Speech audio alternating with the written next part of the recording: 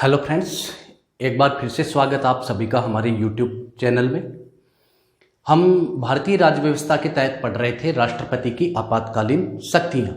राष्ट्रपति की आपातकालीन शक्तियों में हम अनुच्छेद 352 के तहत राष्ट्रीय आपातकाल और अनुच्छेद 356 के तहत राष्ट्रपति शासन पढ़ चुके हैं।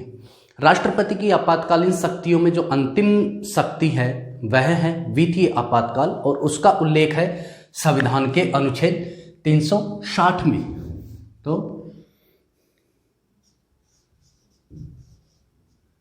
वित्तीय आपातकाल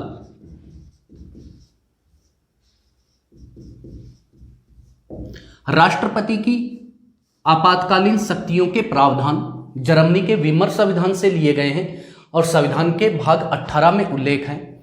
विशेष परिस्थितियों में राष्ट्रपति को कुछ विशेषाधिकार दिए गए हैं, उन्हें ही राष्ट्रपति की आपातकालीन शक्तियां कहा जाता है। और इसमें तीसरी जो राष्ट्रपति की शक्ति है वो है वित्तीय आपातकाल और अनुच्छेद 360। उम्मीद करता हूं आपको ये याद हो चुके होंगे। क्रमशः 3 शक्तियां हैं। राष्ट्रपति की आपातकालीन शक्तियों का उल्लेख अनुच्छेद 352, 356 और 360 में है।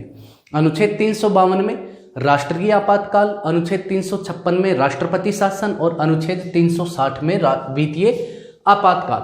वित्तीय आपातकाल की बात करते हैं। सबसे पहली बात तो यह है कि भारत में अनुच्छेद 360 का प्रयोग एक बार भी नहीं किया गया है आज की स्थिति में, यानी अब तक वित्तीय आपातकाल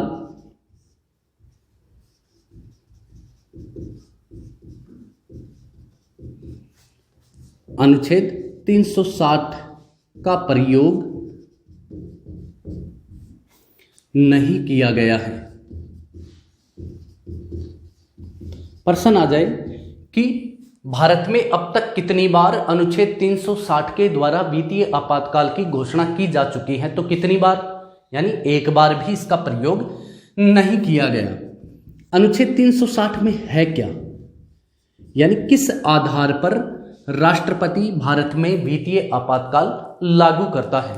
तो जब राष्ट्रपति को यह विश्वास हो जाए कि संपूर्ण भारत या भारत के किसी एक भाग के वित्तीय स्थायित्व को खतरा उत्पन्न हो गया है या वित्तीय साख को खतरा उत्पन्न हो गया है, तो ऐसी स्थिति में राष्ट्रपति अनुच्छेद 360 के द्वारा संपूर्ण भारत में या भारत के किसी एक भाग में वित्तीय आपातकाल की घोषणा कर सकता है। प्रश्न यहाँ पे, क्या अनुच्छेद 360 का प्रयोग भारत के किसी एक भाग में किया जा सकता है? तो हाँ, किया जा सकता है। अर्थात राष्ट्रपति को यह विश्वास हो जाए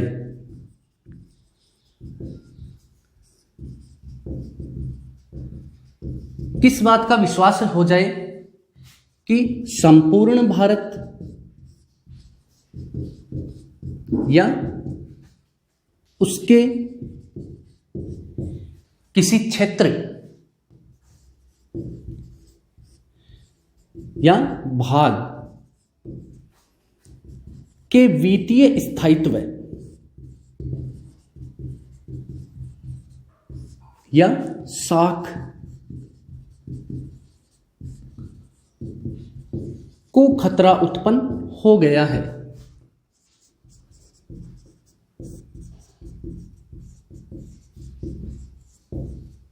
तो राष्ट्रपति क्या करेगा? वित्तीय आपातकाल की घोषणा कहां करेगा? या तो संपूर्ण भारत में या फिर उसके किसी एक भाग में। अनुच्छेद 360 के द्वारा राष्ट्रपति भारत के वित्तीय स्थायित्व या साख को खतरा होने पर संपूर्ण भारत में या उसके किसी एक भाग में अनुच्छेद 360 के द्वारा वित्तीय आपातकाल की घोषणा कर सकता है। इस घोषणा का तरीका क्या होता है? तरीके में जो एक तो ये प्रावधान है यही है कि राष्ट्रपति को यह विश्वास हो जाए। इसके अलावा अनुच्छेद 360 की घोषणा कौन करता है? राष्ट्रपति। राष्ट्रीय कार्यपालिका के सामान्य परामर्श से ही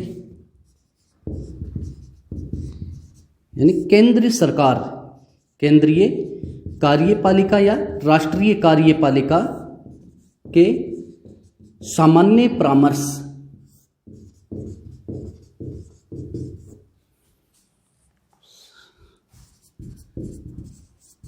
से ही इसकी घोषणा कर सकता है। यह है घोषणा का तरीका। या तो राष्ट्रपति को ऐसा विश्वास हो जाता है कि वित्तीय साख को खतरा उत्पन्न हो गया है, या केंद्रीय कार्यपालिका जो है, राष्ट्रीय कार्यपालिका जो है, वह अपना सामान्य परामर्श ही दे देती है, यानी विशेष बहुमत की या कैबिनेट की कोई जरूरत नहीं होती, केवल सरकार का मुखिया प्रधानमंत्री। तो केंद्रीय कार्यपालिका के सामान्य परामर्श पर ही राष्ट्रपति अनुच्छेद 360 के द्वारा संपूर्ण भारत या भारत के किसी एक भाग में वित्तीय आपातकाल घोषित कर सकता है। अब इस घोषणा का प्रभाव क्या होता है?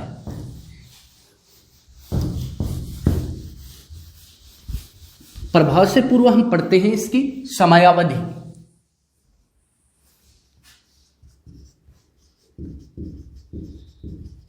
समय अवधि कितने दिन तक लागू रहता है? जैसे हमने राष्ट्रपति शासन पढ़ा था, अधिकतम 3 साल तक लागू रहता है।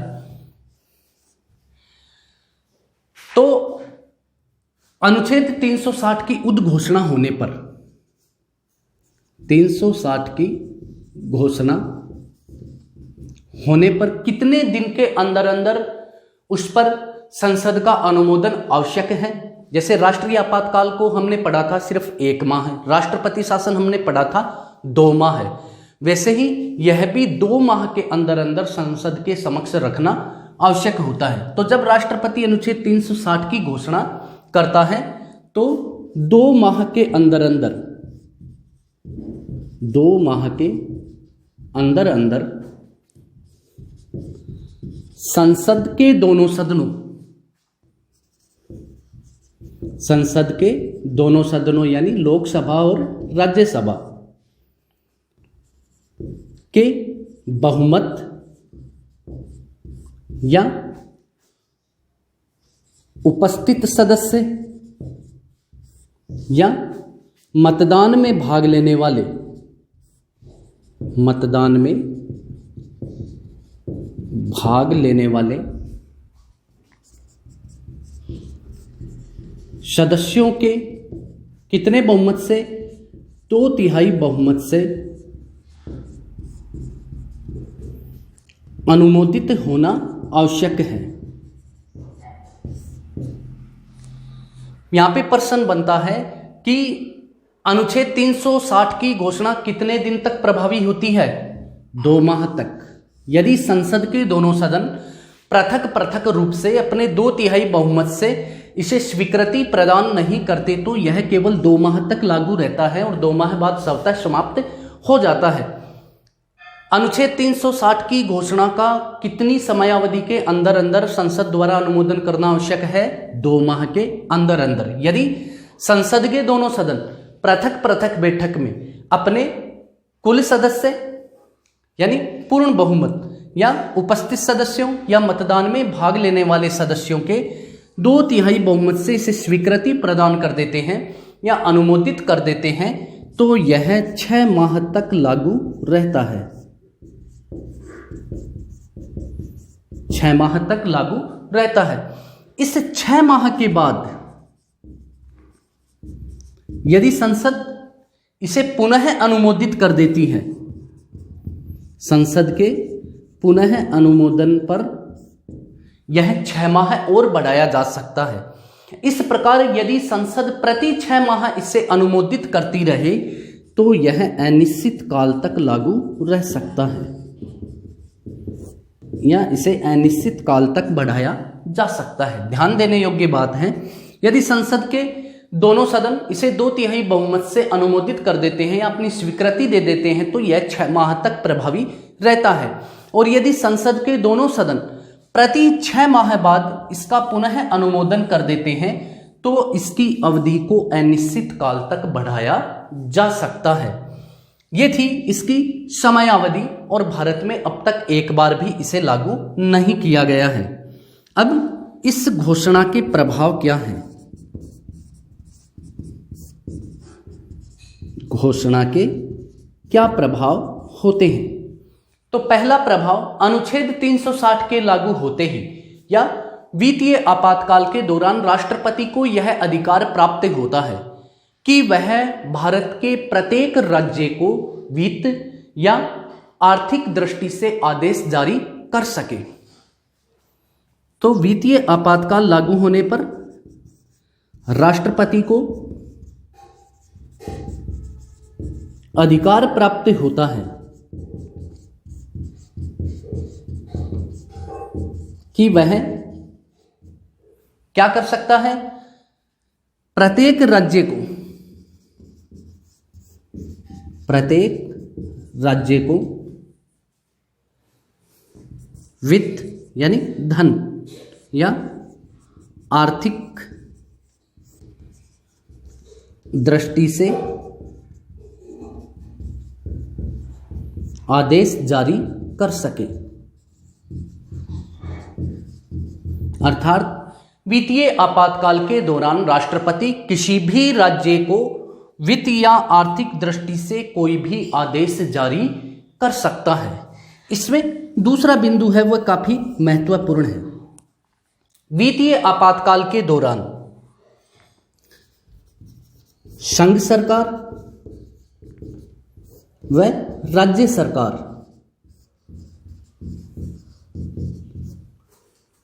के कर्मचारियों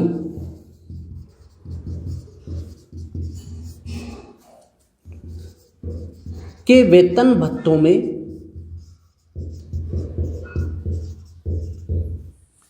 आवश्यक कटौती की जा सकती है।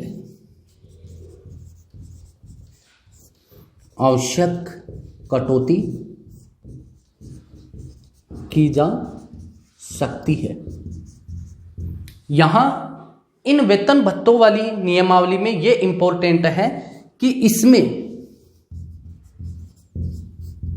उच्च व उच्चतम न्यायालय के न्यायाधीश भी शामिल हैं। न्यायाधीश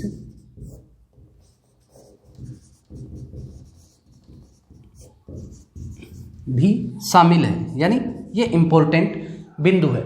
हमने देखा राष्ट्रीय आपातकाल के दौरान और राज्यों में राष्ट्रपति शासन लागू होने पर न्यायालय की शक्तियों पर कोई प्रभाव नहीं पड़ता, लेकिन यहां पे कुछ प्रभाव पड़ता है। जब वित्तीय आपातकाल लागू होता है तो संघ सरकार व राज्य सरकार के कर्मचारियों के वेतन व भत्तों में राष्ट्रपति आवश्यक कटौती कर सकता है, उनके वेतन भत्तों को पूरी तरह से रोक भी सकता है। साथ ही इसके दौरान उच्च व उच्चतम न्यायालय के जो न्यायाधीश होते हैं उनके वेतन भत्तों में भी कटौती की जा सकती है। जबकि न्यायपालिका की स्वतंत्रता बनाए रखने के लिए संविधान में स्पष्ट उल्लेख किया गया है कि एक बार न्यायाधीश नियुक्त होने के बाद उसके पद पर रहते उसके वेतन भत्तों में कटौती नहीं की जा सकती, बिल्कुल नहीं की जा सकती। वेतन वृद्धि की जा सकती है लेकिन कटौती नहीं की जा सकती। किंतु एक स्थिति अनुच्छेद 360 लागू होने पर अर्थात वित्तीय आपातकाल की घोषणा होने पर राष्ट्रपति उच्च व उच्चतम न्यायालय के न्यायाधीशों के वेतन व भत्तों में भी कटौती कर सकता है। इसके अलावा वित्तीय आपातकाल लागू होने पर राष्ट्रपति राज्य सरकार जो अपना वित्त विधेयक प्रस्तुत करती हैं, बजट बनाती हैं, उसको अपनी अनुमति के लिए या स्वीकृति के लिए मंगवा सकता है। तीसरा इसका प्रभाव है राष्ट्रपति राज्य सरकारों से वित्त विधेयक अपनी स्वीकृति हेतु अपने समक्ष प्रस्तुत करने का आदेश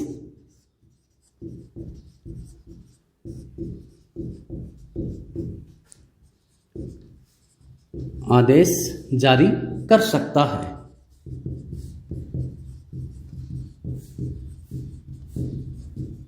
जब वित्तीय आपातकाल लागू होता है तो जो राज्य सरकारें अपना बजट बनाती हैं अर्थात वित्त विधेयक प्रस्तुत करती हैं उसको राष्ट्रपति अपनी स्वीकृति के लिए सुरक्षित रखवा सकता है। राष्ट्रपति की स्वीकृति मिलने के बाद ही यह जारी किया जा सकता है। इसके अलावा राष्ट्रपति संघ व राज्यों यानी केंद्र सरकार व राज्य सरकारों के मध्य कर वितरण एवं धन के बंटवारे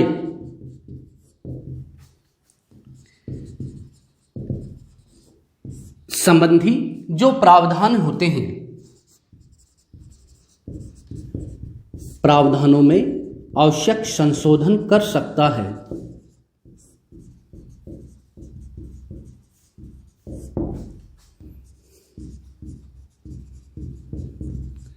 ये इस घोषणा के मुख्य प्रभाव होते हैं। वित्तीय आपातकाल की घोषणा का देश पर या जिस क्षेत्र में लागू किया गया है वहां क्या प्रभाव होता है, तो पहला प्रभाव है राष्ट्रपति को यह अधिकार प्राप्त हो जाता है कि वह प्रत्येक राज्य को या राज्य सरकारों को आर्थिक दृष्टि से कोई भी आदेश जारी कर सके। इसके अलावा राष्ट्रपति संघ सरकार व राज्य सरकार के समस्त कर्मचारियों के वेतन भत्तों में आवश्यक कटौती कर सकता है, जिसमें न्यायालयों के न्यायाधीश भी शामिल हैं। इसके अलावा राज्य सरकारें जो बजट प्रस्तुत करती हैं, वित्त विधेयक पारित करती हैं, उसको राष्ट्रपति अपनी स्वीकृति के लिए मंगवा सकता है तथा संघ व राज्य सरकारों के मध्य जो कर संबंधी प्रावधान है, धन के बंटवारे संबंधी जो प्रावधान है, उनमें भी आवश्यक संशोधन कर सकता है। अब इस घोषणा की समाप्ति कैसे होती है?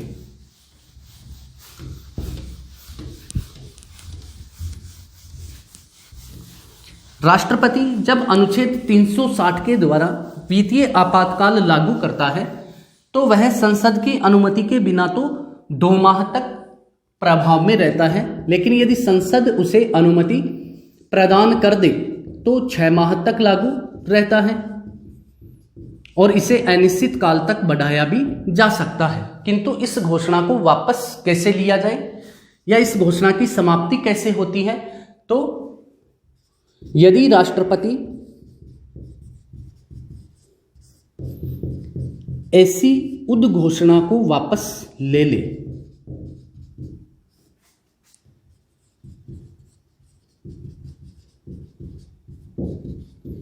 राष्ट्रपति ही इसकी घोषणा करता है और राष्ट्रपति ही इसे पुनः वापस ले सकता है, तो ऐसी स्थिति में अनुच्छेद 360 द्वारा लागू किया गया वित्तीय आपातकाल समाप्त हो जाता है। दूसरी स्थिति है संसद की स्वीकृति न मिलने पर,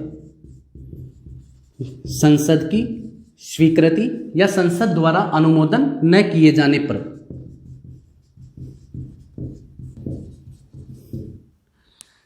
बिना संसद की स्वीकृति के यह केवल 2 माह तक प्रभावी होता है। 2 माह के अंदर अंदर संसद यदि इसे अपनी स्वीकृति प्रदान नहीं करती तो यह स्वतः समाप्त हो जाता है। तो 2 स्थितियां हैं, यदि राष्ट्रपति ऐसी उद्घोषणा को स्वयं ही वापस ले ले या संसद इसे स्वीकृति प्रदान न करे तो 2 माह बाद यह क्या हो जाता है, रिजेक्ट हो जाता है। बात आती है इसका व्यवहार में प्रयोग। तो मैं आपको प्रारंभ में ही बता चुका हूं कि भारत में इसका प्रयोग एक बार भी नहीं किया गया है।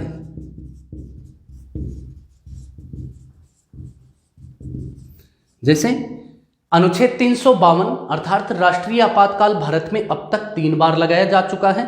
राज्यों में राष्ट्रपति शासन का प्रयोग बहुत बार किया जा चुका है, लगभग 126 बार किया जा चुका है, किंतु वित्तीय आपातकाल या अनुच्छेद 360 की घोषणा भारत में अभी तक एक बार भी नहीं की गई है। अभी जो कोविड-19 आया था उसके मद्देनजर ये एक बार चर्चा का विषय भी रहा था कि भारत में वित्तीय आपातकाल लगा दिया जाए, किंतु ऐसा नहीं किया गया।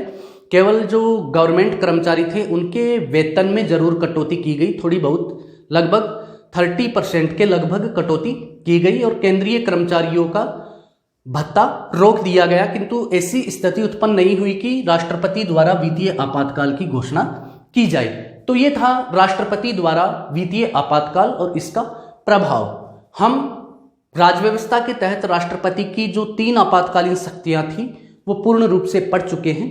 इसमें जुड़े हुए कुछ 1-2 प्रावधान हैं जिसके बारे में हम चर्चा करेंगे नेक्स्ट वीडियो में, और मिलेंगे एक नए टॉपिक के साथ।